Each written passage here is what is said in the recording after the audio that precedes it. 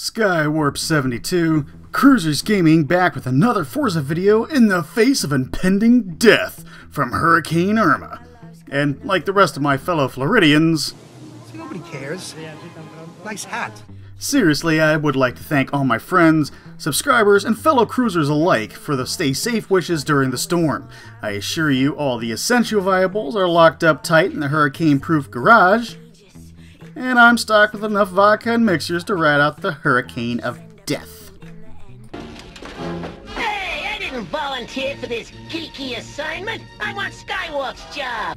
Now that we got that out of the way, let's talk Forza. Or more specifically, Microsoft and Turn 10. When I look at the franchise as a whole, I look at it through two different kinds of glasses. There are the rose-colored glasses that make me wish for certain things selfishly, wonders why Turn 10 doesn't partner up with SCCA, implement a licensing system, or, you know, after years and years of asking, give me a Chevy Beretta GTU. Then there are my businessman glasses, the one being a business owner who understands the Forza franchise is a means of survival to all that work at Turn 10. It's a paycheck. And to keep that paycheck coming in, decisions are made by management, right or wrong, as to what is added to the franchise, what stays, and what goes. That includes everything, from track selection, menu screens, car counts, DLC, and obviously a whole lot more. When online and talking to fellow Forza players, I've heard a ton of fan suggestions as to what should be added to the game, and whether or not I think it's a good idea through my self-serving rose-colored glasses, I always first look at it and judge through my businessman glasses if their suggestion would be good for the franchise fiscally. That being said, this list is a short compilation of things, as a business owner, that Turn 10 would be crazy not to do. Damage control. Let's face it, FM5 was probably the poorest received game in all the franchise. This is due to the fact that both returning Forza players and newcomers usually look at two things before buying a sim-based racing game, and those are track count and car selection. Forza 5 made an attempt to compensate for the track count with updates that included free tracks, including one that had never been in the franchise before. Now, from the Forza forums to the Facebook groups, many potential FM7 buyers are disgruntled, to say the least, about the recycled track content. Considering we were only getting one brand new track, perhaps a similar business model could not only pad FM7 sales, but ensure future Motorsports sales as well. Even if future expansions include tracks that you have to stop to pay for, still give a few free tracks that everyone can enjoy. I spent over a decade in sales and I can tell you two secrets of success. Number one is make the customer think that you care. And number two, make it seem like they're getting something for nothing, even if they're not. Drop NASCAR related expansions. Believe me, being a longtime NASCAR fan, it pains me to say this, NASCAR is dying. It's been a painfully obvious and slow death, but it's very evident through the ridiculous rule changes and empty grandstands, both of which seem to worsen after every week. The politics of why NASCAR is dying is a better left topic for another video. And by the way, and let me know in the comments below if that video is something you'd like to see here on the channel. However, mention NASCAR to your average car enthusiast and you get a typical eye roll, followed by a snide comment about cars going around in circles. While it's the most widely televised form of auto racing here in the States, it's proven unrelatable to young car culture. The same young car culture that is the Forza franchise's largest demographic. That, coupled with the fact that the NASCAR DLC only really included 3 cars, just with 21 different paint schemes and different dashboards.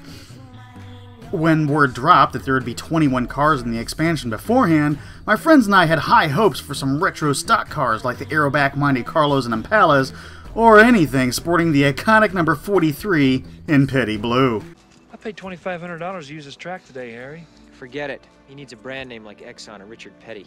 Not being the case, though, the NASCAR expansion was actually the lowest selling one in Forza history. Even the tired Porsche expansion pack outselling it 4-1.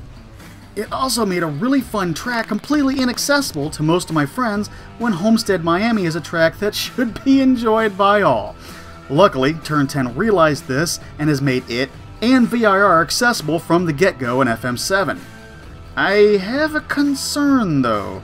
The promised 700 car list isn't complete, and my concern is that they're going to give us the 21 NASCARs and count each one of them as separate cars again.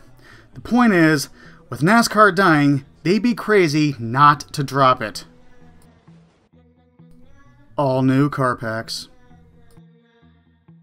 As I mentioned, the Forza forums and discussions are on fire, mostly of disapproval of the recycled material going into FM7, and the car list is the most heated one. With FM7 so far playing out like a Forza's greatest hits collection with customizable drivatars, Turn 10 is taking a gamble and betting on its vault collection of previously featured automobiles. And as I mentioned earlier, car selection is probably the biggest factor when most people go to buy a sim racing game. The best way to make money in this, or any business, is to offer something to your customers that no one else offers. And in the case of Forza, Forza offers literally the widest selection of cars to play with, the bulk of those cars being production cars, not purpose-built race cars. Be it a Koenigsegg or a VW Beetle, having relatable cars in the game's arsenal is one of Forza's most enduring qualities. Honestly, it's why I made the jump initially from Gran Turismo and PlayStation to the Forza franchise and Xbox many years ago. Gamers, however, are always craving new content. FM7 will no doubt visually be a tour de force, what with the 4K upgrade and dynamic weather engine. What better way to drive this home with the ensuing car packs than have them contain completely new cars? Every month when a car pack is released, there's always someone crying that one of those cars have been in a previous Forza game. All new cars in DLC car packs would not only show that Turn 10 is serious about their craft and not just resting on their laurels, but also make it seem to the Ultimate Edition buyers that they're getting a deal on said DLC packs. Remember what I said earlier about sales? Fujimi Kaido expansion. I've caught some heat lately over one of my very early videos titled The Top 10 Terrible Things About FH3. Number 10 on the list was a lack of police pursuit mode. And man, the amount of backlash I catch over that is monumental. My defense for it is better encapsulated in a later video. However, another idea I had was to make Fujimi Kaido an expansion on FM7. I know, first thing everyone's gonna cry is, Fujimi Kaido should be a free offering. But with my aforementioned businessman glasses on, I see a Fujimi expansion outselling any other offering the Forza franchise has had to date. To drive this point home, in the top 10 terrible things about FH3, I accuse the developers of catering to the drift crowd. And I'll admit, and I was wrong. It wasn't Playground or Turn 10 that was catering to the drifters. It was the overwhelming number of drifters that had and are still posting up nothing but drift-related items in the forums and Facebook-related Forza pages. Whew. With fender-to-fender auto racing being at an all-time low, drifting could surpass racing in popularity. If it already hasn't. Why shouldn't Turn 10 cash in on this? Fujimi Kaido was amongst the most requested tracks to be featured in FM7 on the Forza forums. While I'm awaiting patiently for it to pass, anything Japanese car culture related right now is the hot thing, and its popularity is doing anything but waning. Am I personally a fan of this fad? No. In the 70s, the customized van scene was all the rage, with entire movies dedicated to it. Now it's barely a footnote in car culture history.